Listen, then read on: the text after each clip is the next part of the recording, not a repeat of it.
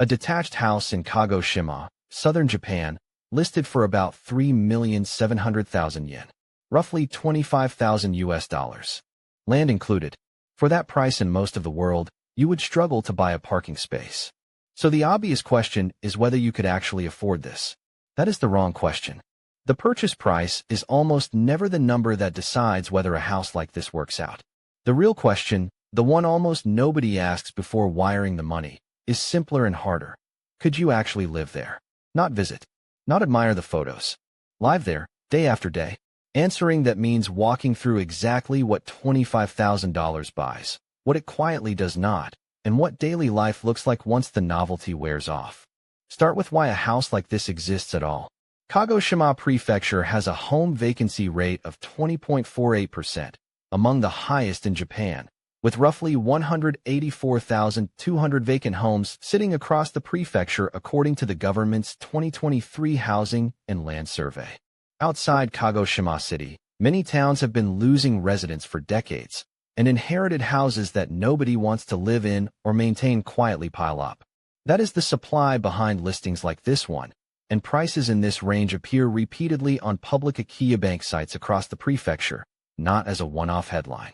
A typical example at this price is a detached wooden house from the 1970s or 80s, 2 floors, several rooms behind sliding doors, a small garden, and the land itself included in the sale, which surprises buyers from countries where the land, not the building, is the expensive part. On the surface, it can look entirely livable, roof intact, windows in place, water and electricity already connected.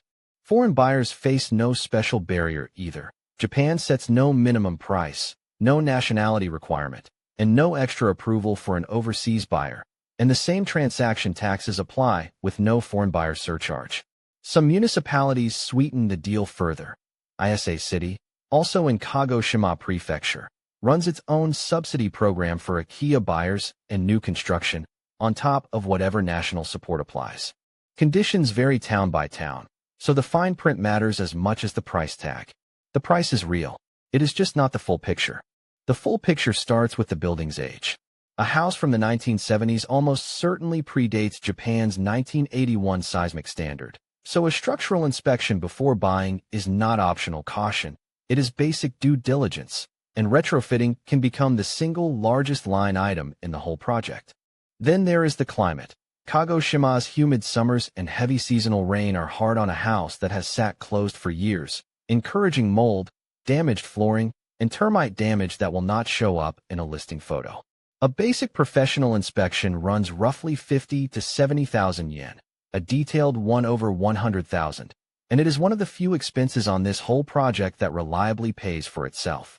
And ownership itself is not free while you decide what to do with the place. Property tax is owed on a house even while it sits empty, so a slow renovation is also a slowly ticking bill.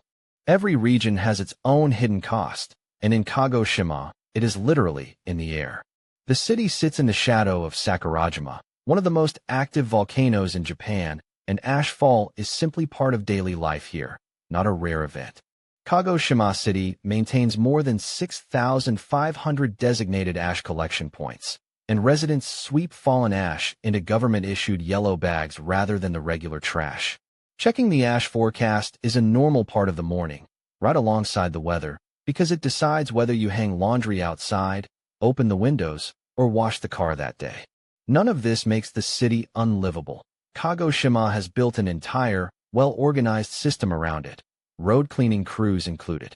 But it is a maintenance cost that will never appear on a property listing, and it is worth knowing about before you buy the house, not after the first ashfall lands on your just-washed car.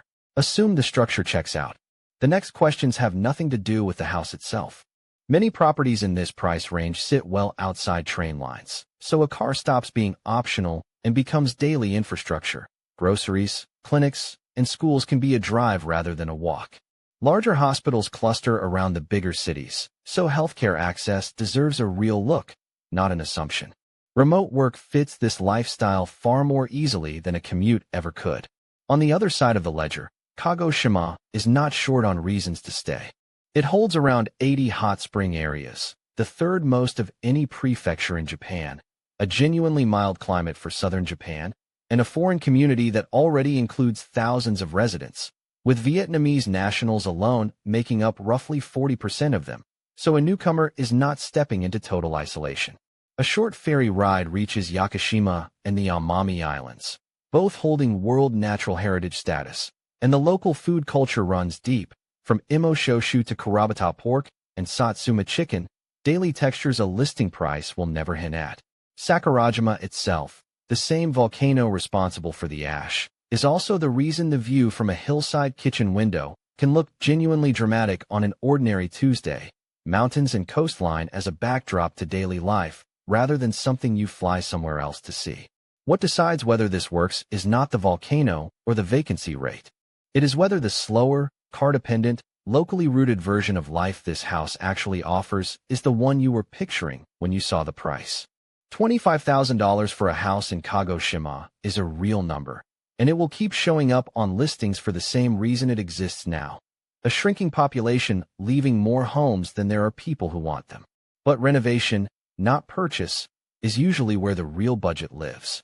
Light cosmetic work can run a few $1,000s. A genuine structural and seismic renovation regularly lands between $30,000 and $65,000, and subsidies covering 30 to 80% of that are common enough to be worth checking before you rule a property out. Add it up, and the honest total is frequently 2 to 4 times the purchase price.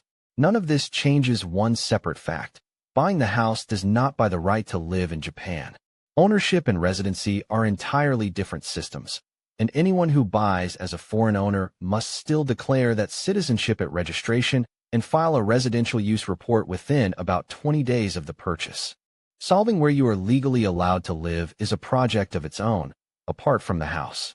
That math does not make these houses a bad idea. It makes them a bad idea for the wrong buyer. Someone hoping to flip it for profit, or someone who quietly assumed rural Kagoshima would feel like a city with cheaper rent. For someone who actually wants a slower, car-dependent, ash-dusted, hot spring-adjacent life in southern Japan, who has separately worked out the right to actually live there, and who prices the renovation honestly from day one, the $25,000 house is not a trick. It is exactly what it looks like, a real, cheap house, in a real place, that asks a lot more of you after you buy it than before. If this made Japan's empty house market a little clearer, subscribe to Akiya Handbook, the channel that explains how Japan's cheap houses actually work, honestly, and without selling you anything. There is also a free guide waiting in the description, the Akiya Buyer's Starter Guide, How to Buy a Cheap House in Japan Without Getting Burned. 11 chapters on the truth about so-called free houses, the hidden costs, and who should not buy. No hype, and completely free. The link is below. Thanks for watching.